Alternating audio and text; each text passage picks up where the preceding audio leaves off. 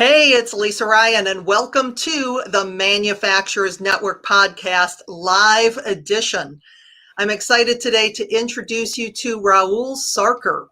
Rahul is president of Clarity Manufacturing Consulting and has 30 years of manufacturing experience reinforced by postgraduate education from the Illinois Institute of Technology and the University of Notre Dame.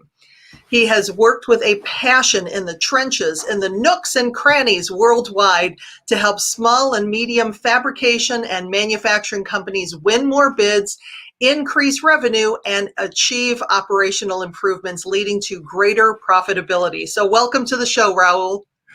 Thank you, Lisa. Thank you for having me. It's an honor to be here, and I'm looking forward to this. Great. Well, live is always fun because you have no idea what's actually going to happen during the point Right. of it. So tell us a little bit about your background and journey and really what led you into manufacturing and doing what you do. Well, I initially had wanted to become a teacher, a professor at a university, but I soon very quickly got into manufacturing. And I think the reason I have focused for the past 30 years, I've focused and worked in small, medium manufacturing companies because many years ago, my first boss, who became a business partner later on, told me that if you work in a small, medium manufacturing company, you will learn a lot. You'll wear multiple hats. And boy, he was right. And so I have been, like you mentioned, all over the world, various companies, visiting and understanding what manufacturing is all about. And, the other thing that has driven me is the fact that the small, medium manufacturing companies are in so many ways disadvantaged. If you think of the 250,000 manufacturing companies in the US, 75 to 80% of that number have 20 employees or less. I mean, think of that. 75 to 80% have 20 or fewer employees. And they're the backbone of the manufacturing in this country, which is about 10% of GDP, right? But think of how the path they have had to experience for the last 50 years, and it is not getting any better. Their profits have shrunk, their sales have shrunk, and that is that inequity is really something that is troubling, and I've kind of made it my passion to work on understanding what and why does this happen, what can be done about it, and hope to play a part in that. So. Yeah, and profits is certainly important for any business. And when you're looking at these small and medium manufacturers compared to OEMs and some of the big players that are out there, that's a big thing. So what are some of the ways that we'll just call them SMMs? So yes, absolutely right. and stuff. But what are some of the ways that you found that that people can increase their profits in those SMMs? Well, the answer to that is actually don't focus on profits. And let me explain what I mean by that. I think that mindset, that focusing on profits mindset has been, contributory to the sufferings and troubles of small, medium manufacturers. Here's the thing. If you think of the OEMs, the big, large OEMs, profit margins, double-digit profit margins easily, 10, 15, 20% for, if you're an Apple, 35, 40%, right? Uh-huh. If you think of that. And Right. The small guys are shrinking from, double digits to single digits. And heck, if you are making 5% net, you're celebrating at the end of the day. So that squeeze has been brought about by the large OEMs and enforcing the smaller manufacturers. It's almost like, so the life of an SMM is you don't know what is going to happen because the OEMs that are making products, they know what where the revenue is coming from. They know their markets. They have a history and can make forward-looking projections. But for SMM, heck, you are waiting for the scraps to fall off the table that the big dogs are dining at, frankly. So so it's the large OEMs are squeezing the smaller guys for profits.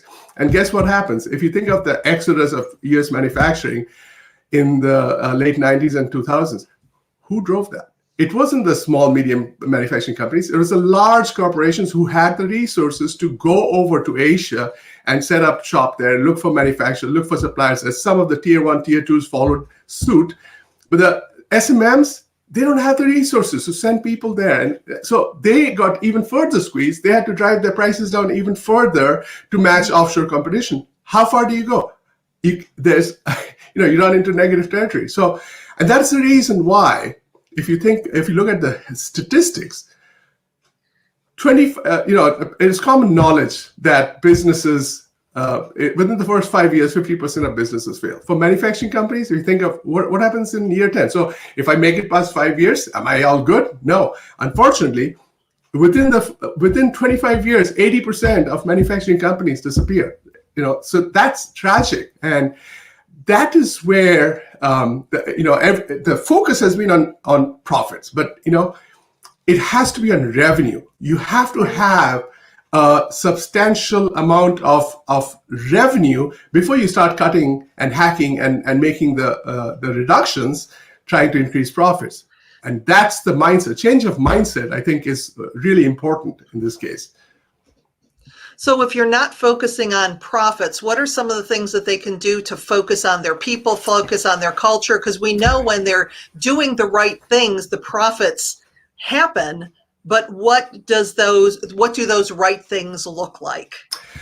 So, if a company can focus on building revenues, for example, small, medium manufacturing companies, fabricators, job shops, they are getting requests for quotations or RFQs. Of those RFQs, they're lucky if they win 5%, 10% would be an awesome number. So how many actually look at why didn't they win the remaining 95% of the bids and analyze that and try to figure out what did we do wrong? And provide the proper training, provide the proper resources, bring in all the good stuff, and secondly, along the same lines of revenues, you have to think of other ways in which we can productize our manufacturing capabilities, make products. This is where the pandemic really proved a point where, because of the urgent need of PPEs and all that, all sorts of small, medium manufacturing companies were able to jump in and really, stepped up and were able to help, and also help society in general, and help people and first responders and all of that, and also help themselves realize, oh my gosh, I can make a specific product like guards or whatever, face masks and this and that. And I think that lesson should be carried on. It shouldn't just be during a pandemic where we realize, oh my gosh, if we had products, we would make a lot of money. We have to carry that thinking forward and not just wait for the scraps from, to drop off the table of the OEMs, but actually get a little more control of your own destiny by outside the box thinking. Unfortunately, right. It's not a very tidy answer, and you have to try. You have to try different things, Well, and one of the things too, with them being such a part of the pandemic and making masks and making all the things, and seeing that they were part of this greater mission, seeing that they were helping in the greater good of society. And we can actually take that message forward so that companies are reminded that no matter what it is that they're making, no matter what it is that they're doing, what are their employees doing to contribute to that greater picture? Even if they're making, a spring, and they're just sitting making the same pieces, parts every single day, but letting that employee know this spring goes into this piece of equipment that saves lives. This spring goes into this airline, this plane, or whatever it is, so that we're seeing that contribution that we make. The why is this job important? And the people aspect is something that gets so neglected. And let me explain. If you think of when a downturn hits, who are the first? Which item gets cut first? HR, quality and people get cut because, it's like, wait a second, if you think of your revenue as a big pizza, right? Okay. You want to look at so there's your revenue, and slices of that pizza are coming off, and those are your expenses, and what is left behind, the little sliver of pizza that you have left behind, is what you take home for profits, right? Now, if you think of the mindset of, okay, what do I focus on? You have to focus on the biggest contributor to that expense item, right? Where is the pizza getting consumed? Manufacturing. If you're in manufacturing, 50% of the pizza goes in materials cost. Okay, people costs are maybe 15, 20%. If you have more of a slice, bigger slice than that, that is a problem that you need to address. But focus on the big problems, the big slices like materials. And that's why I recommend one thing, one mindset of thinking I recommend for all SMMs is the Pareto principle. It's a fundamental way of thinking. You always look at the big hitters, The Pareto principle, 80% of your effects are caused by 20% of causes, right? For example, 80% of your losses are driven by 20% of your products, or 20% of your customers create problems that, take up 80% of the time of your people, and so on and so forth. If you think along those lines, what are the biggest contributors to my problems today? And you will have a mindset of thinking, oh, what can I do to help that? Even for the revenue side of things, okay? Why am I not, what is driving those 95% of bids away from us? Why did we lose that? Did we have proper training? Are our salespeople educated enough to gather information of the market pricing and what is acceptable, what is not acceptable? Did someone mess up? Did someone bid too low? Did someone bid too high? So there are, that mindset will take a manufacturing company a long way. If you have to think of the way you look at problems. You cannot, and that's why I say, Benjamin Franklin said, what is the definition of insanity? Doing the same thing over and over and over again and expecting the results to be different. That's insanity, right? For 50 years, we've been struggling. We've been struggling to have, small, medium manufacturing companies make decent profits, yet nothing's happening, nothing's changing because we are focused on profit first. Revenue first is what I say, is we have to focus on that. So with some of the clients that you've been working with, what are you seeing? What are some of the things that they are doing that are helping them put their people first? Specific examples of maybe some of the cool things or ideas that you've seen. Companies that I have had success or I've seen succeed have treated their people as not P&L line items, but a part of the balance sheet. I think that is where it's a mindset.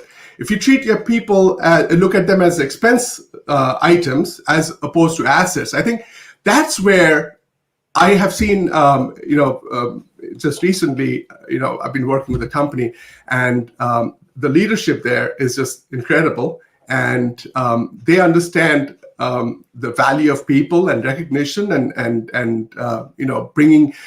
having their people have ideas, so many ideas, trying to pull ideas from the people. The power of ideas is immense. And I think we see companies where the owner tries to do it all. You cannot do it all. You have to trust your people. Hire bright young minds. Bring them in. Don't slash your workforce. So many companies get rid of people. Out the door goes all that knowledge and experience that you just collected over 10, 15, 20, whatever have you. And that just walks out the door. And that's your asset, which is, walking out the door. Now, when you talked about that company that you're working with, and you said they were a great leadership team, what makes them great? The CEO, the president of the company, his attitude, he sets the tone, right? He sets the tone. And that is I've seen, companies that have terrible employee satisfaction situation. The leadership, the top person in command, I think they set the tone, and it just, I have known this for 20 some years. The fish rots from its head, and I see this in so many places. And this company is such a classic example of how, if you have the proper leadership that is hands-on, he's running around the shop floor, he's cleaning up vehicles and showing the people that no job is above my level. I'm with you. I'm the part of the team, and we all have to succeed as a team. I think that mindset is so valuable. Appreciating the people, go walk around the shop, talk to people, get to know them as people, not just expense items on your P&L statement. Right. I think that has a huge effect on making people think. And like you said, why am I making the spring? Well, if they know the why and they understand that, hey, my spring is going in there, and if I don't make the spring properly, I can end up having the team suffer, and that team spirit is driven by the leadership, and that's, I think, just so vital. Well, and it really does start at the leadership. There's way too many companies that look at employee engagement and retention and that type of thing as an HR issue or somebody below them, and it really does start at the top. And when you said walking through the plant, giving your employees access, knowing them by name, knowing a little bit about the employees, because when that leader is walking through the plant and says, "Hey, Bob, how you doing?" Bob's going to be like, "Holy cow, he knows my name." Oh my gosh, yes. Think of that. That it's so powerful, and just that's and this is another mistake companies make. They think, oh, I give financial incentives. Financial incentives do not work. The respect to people, just that hi Bob, means so much. The recognition, making the job meaningful. Why am I making this screw? Or why am I making this spring? Giving them all that really makes a difference. And this is where I think, it's encouraging to see there is more and more of a awakening and a realization. In fact, some of your guests on your earlier shows have been talking about things like that, and it's really encouraging to see that. And I'm hoping that this will spread throughout the whole small medium manufacturing companies, because they really need the help. And they are the ones that can help themselves. And that's the thing that they have to understand. Not the government, not some dole or something like that. They have to use their people resources, their brains, the brains that they have in their companies. Use that. Yeah, especially since we have such a shortage of skilled workers out there. You think with unemployment being at an all-time high right now, or a high for a long time, that people would be easy to find, and they're not. So it's those skilled workers that you need. So if you have good people working for you, it's really creating those relationships, and saying thank you and recognizing your employees and all of that is not an excuse to pay them less than market wage. You still that's exactly. And Lisa, that point you bring up about the skilled workforce gap, we've complained about this for 10, 15, 20 years. We've talked about the gap, right? Why do good, sharp individuals go work at McDonald's instead of at a factory? Mm-hmm. McDonald's pays them more. That's sad. That has to change. That really has to change. You have to in order to attract the brains, you have to step up and increase the wages you pay them. And this is something, in fact, just yesterday there was a post, a Forbes article, and I was like, very, very encouraging to read that someone is saying those words, like, it will cost you minimal to pay the person $2 extra per hour. If you think of the downside of retraining and attrition, So that's Yeah. a whole different topic. Right, exactly. I know. And just as we move off that topic, I remember reading some statistics that said that by that time, the time that employee walks in the door on day one, you've already spent about $6,500 getting them in there.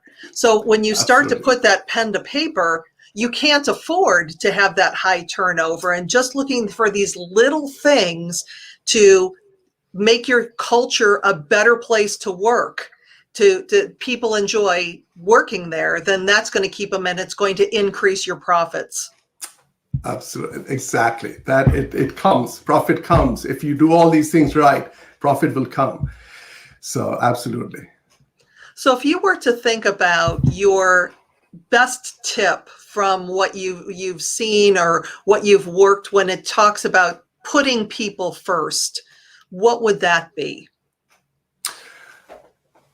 The power of ideas. Your people have been running the machines, have been making the parts, have been doing whatever you are having them do for many, many years.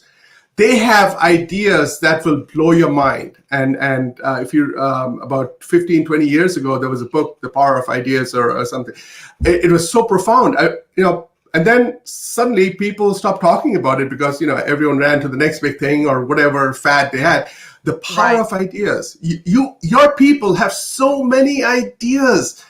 Go and just make it easy for them to come up to you and talk to you and give those ideas and recognize them for those ideas, And I think that's a tip that, you can take to the bank, really.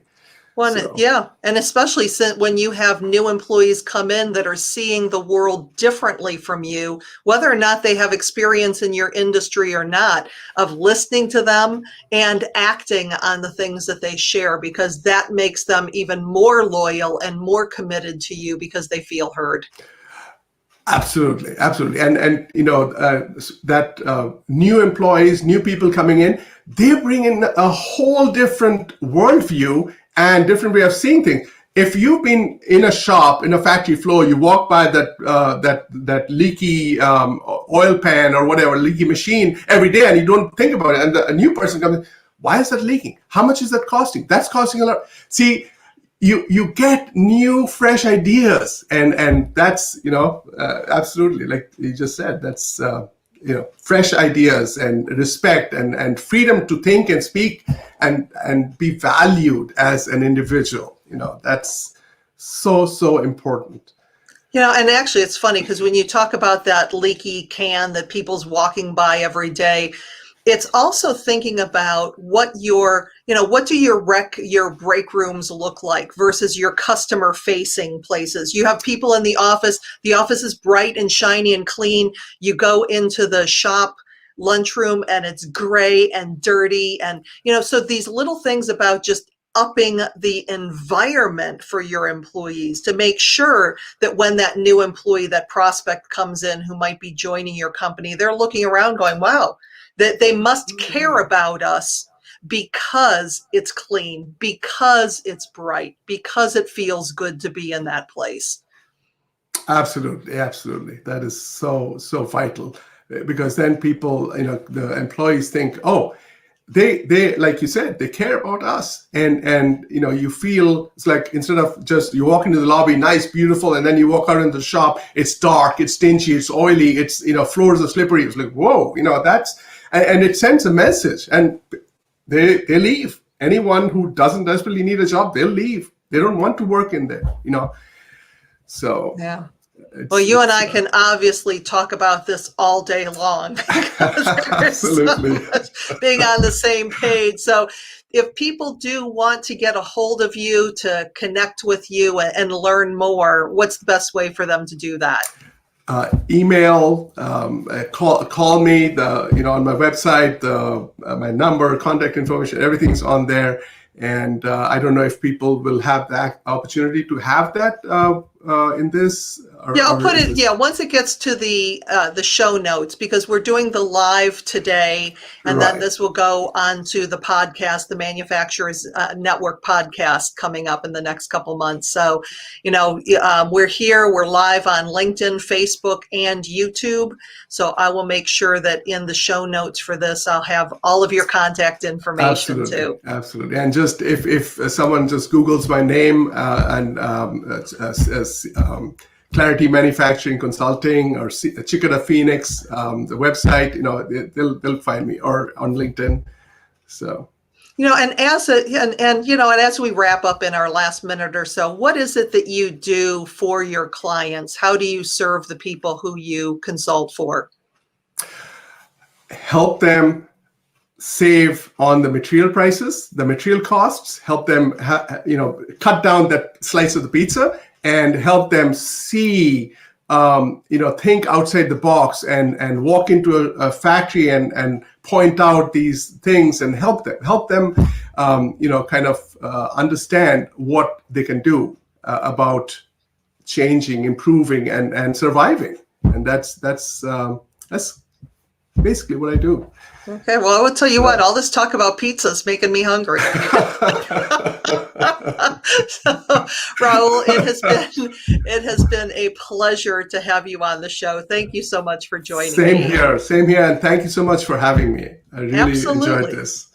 Well, I'm Lisa Ryan, and this is the Manufacturers Network podcast. We'll see you next time.